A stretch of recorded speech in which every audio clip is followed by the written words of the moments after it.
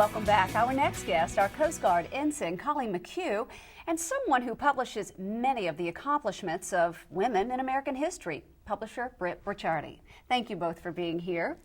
Let's start with you. Tell us about your role in the military and how did you get involved?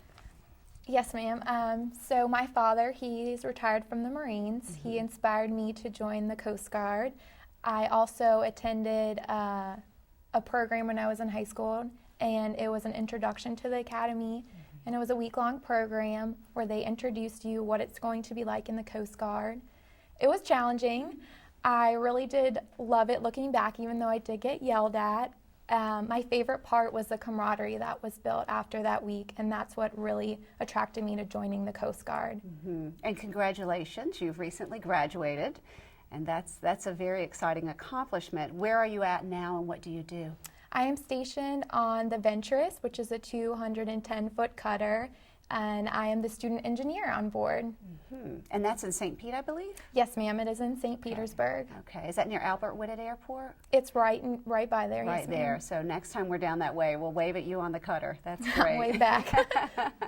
What is your advice for someone who might be considering joining the Coast Guard? My advice would be to find a mentor, find a role model. I think the 4 previous women that spoke are awesome role models that I look up to right now. So I think that's the best advice I can give, is find a role model and find someone that you can seek for advice. Okay, excellent. Now let's talk a little bit about women in history and in the military. Your publications, Britt, focus a lot on women who've made historical changes or have made their own storyline. Why do you focus on them? Well, it's part of untold history.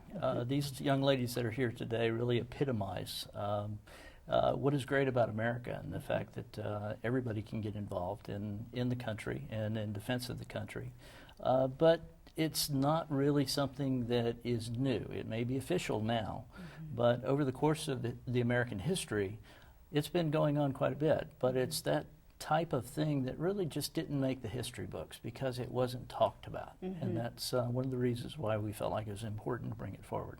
As you've done a lot of research, you've come across many very interesting stories of women who've never got the notoriety of doing what they do. What's one of the most interesting ones you've come across?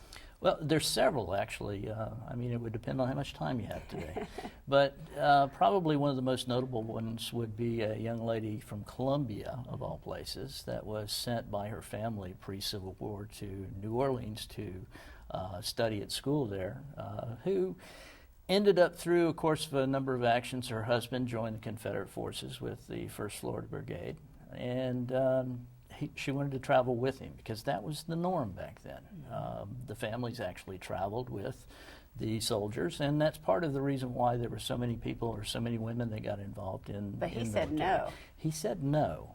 Her being a Latin woman refused to take that. She gave him a head start, actually went to the tailor in Texas where they were living, had a uniform made, not just any uniform, but a uniform as a first lieutenant, showed up at his 1st Regiment Here in Florida, just north of Gainesville in Live Oak, and actually announced that she was the commander of her husband's group.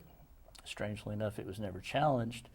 Her husband died shortly thereafter, but she continued that command, and he actually worked with that group and led them to the First Battle of Manassas and throughout the next 4 years, and was only actually discovered to be a woman at the Battle of Vicksburg. When she was injured, shot in the buttocks, didn't go to the field hospital there, actually got on a riverboat, went to New Orleans, where she knew people and knew that she could kind of keep it a secret, but that didn't work. And very interesting story, was actually arrested not as a spy, not as a soldier, but impersonating a man, and was, through some people that she knew there, was released, got out of it, put her uniform back on, and went back. That's amazing. Went back. And like you said, like these women here today, they're just one small part of women who've made such a dramatic difference in American history. You mentioned something about there were women who served during the Civil War, and that's actually documented. Yeah, there are 409 cases that are documented, and those are the ones that are known. Now, as I mentioned, a lot of the women that were there, that was back during the time when it was not at all uncommon for the families to travel with the soldiers. Mm-hmm. So it's not out of the realm of possibility of the women getting involved. You go all the way back to the Revolutionary War with what some people feel is a myth of Molly Pitcher.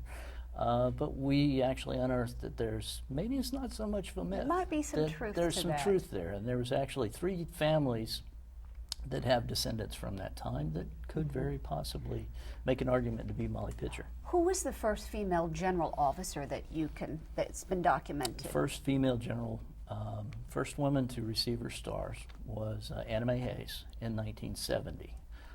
But it wasn't until the Johnson administration where provisions were made in the hierarchy of the Department of Defense to allow women to achieve the rank of general, and it still took several years for that to happen. What about the Medal of Honor? Has there ever been a female recipient? That's a whole different story. Yes, there has been one in the course of history, and it was actually a doctor during the Civil War, Dr. Mary Walker, who received the Medal of Honor for her treatment of soldiers in the middle of battle. Not just take him off the field, she actually went out into the battle to treat soldiers. Interestingly enough, when the rule changes took place in 1917 to redirect the regulations on what it took to receive the Medal of Honor, because back during that time there were almost 2,200 people by that time that had received the Medal of Honor, which only started during the Civil War, and congressmen were driving people to receive it that weren't involved in battle, that weren't involved in a whole lot of other things. So her medal was actually taken away because she wasn't actually enlisted in the Army. And it wasn't until the Carter administration, 1977, that it was given back to her. Really? How about that? That's an amazing story.